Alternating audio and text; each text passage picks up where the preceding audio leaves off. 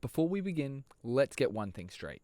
YouTube is an invaluable resource when it comes to learning about investing. And as someone with formal education in finance, I can honestly say that YouTube has taught me a lot, much of which I probably would have never learned without it. But as many avid viewers of finance YouTube will know, there comes a point where for some reason, the value just begins to run out. You see, Alan and I like to think of ourselves as finance YouTubers, which may or may not be wishful thinking. But regardless, having occupied this role for the last 2 years has made one thing quite apparent, and that is the inevitability of the once mutually beneficial relationship between the viewer looking to grow their wealth and the content creator breaking down, or at the very least, changing in a dramatic way. The reason for this?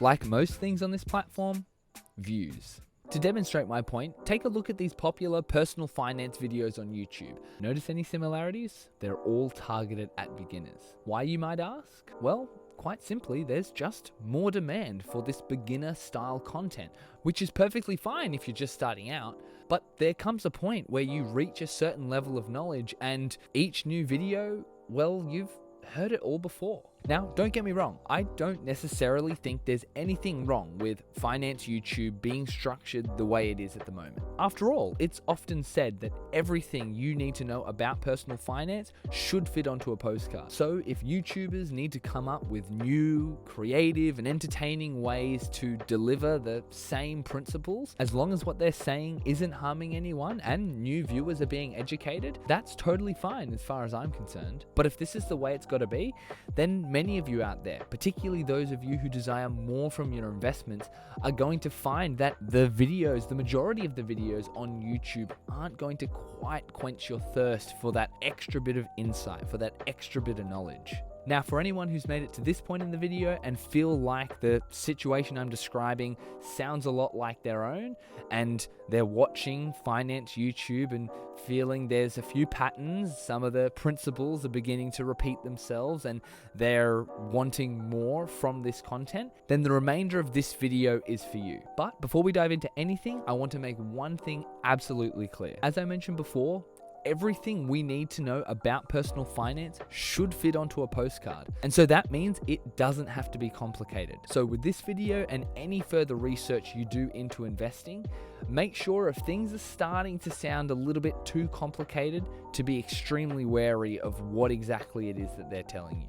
And so with that being said, there are only 2 things that I want to discuss today: taxes and tracking your performance. Now at this point you may be thinking, wow, that was a bit of a random scene change.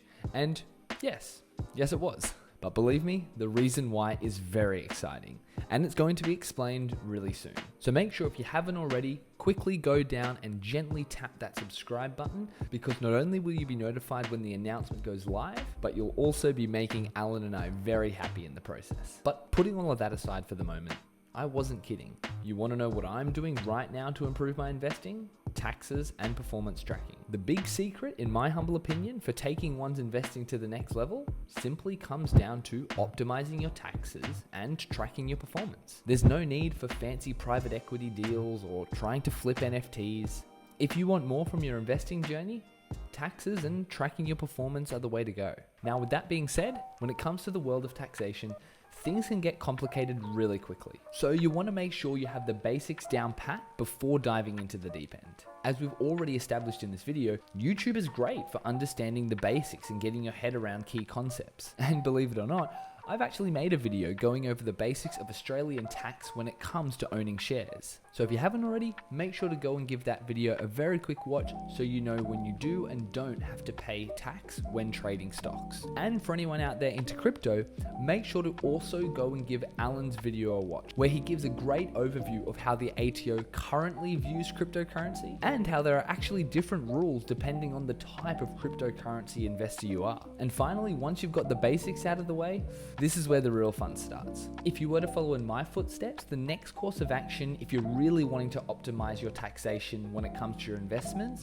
is to get in contact with a professional tax accountant. Now, if your investment portfolio is already getting into the tens of thousands of dollars, then this is probably something that you're going to want to do anyway. But the way I did it was I found an accountant that I really liked, trusted, and thought that he had enough experience to really take my investing to the next level. And lucky enough for me, we have an agreement where, assuming he does my tax filing at the end of the financial year, all throughout the year, I can approach him with any question about my investments, what taxes I'm going to pay, even business inquiries as well. So having the luxury of being able to contact an experienced tax accountant at any point in the year whenever I have any questions has been invaluable to me. And if any of you can set up a similar situation, I would highly recommend it. Now, with all that being said, as some of you will probably know, sometimes even an incredible tax advisor isn't enough. Because after all, very few of us can actually recall the exact buy-in date, the sale price, all dividend payouts for every single asset we've ever owned.